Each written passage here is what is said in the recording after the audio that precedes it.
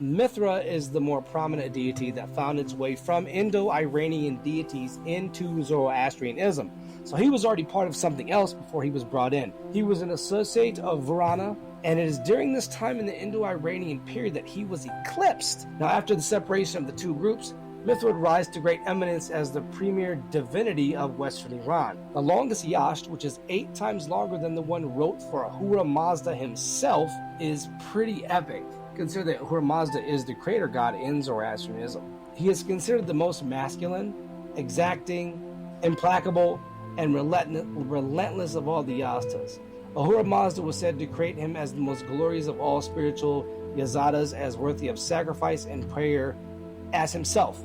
So Ahura Mazda created him in terms of almost like Christ, but not to be disrespectful, but that's what I would akin it to with this idea. The Yasht 10 was consecrated in his honor. Mithra is called omniscient. His body shines like the moon and face is as brilliant as the Tistra. He's considered the strongest, sturdiest, and most intelligent among the deities.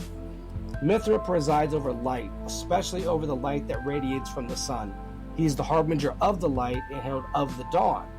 Mithra precedes the rising sun on the summits of mountains, and from there watches all Aryan settlements. He lives on the great mountain Harabarazadi, where neither night, darkness, cold, hot winds, cold winds, sickness, impurity, death, and clouds never reach. He is sleepless and ever wakeful. The heat of Mithra is said to bestow warmth and life to the plant world and bestows fertility upon the earth.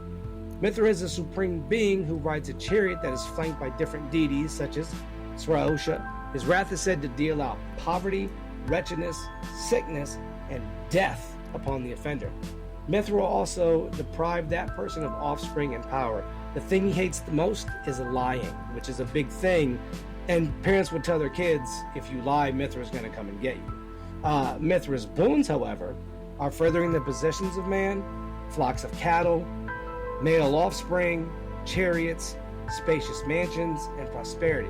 To gain his boon, you must offer up the sacrifice with the utmost reverence, loyalty, and purest of heart. Anything less will not be accepted by Mithra. If insults are leveled at Mithra, whole cities have said to have been leveled from his fury.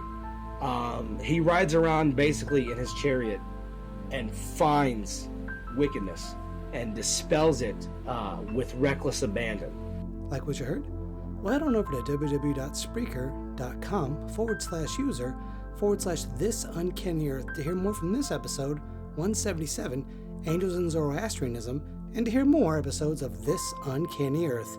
As always, why be boring when you could be uncanny?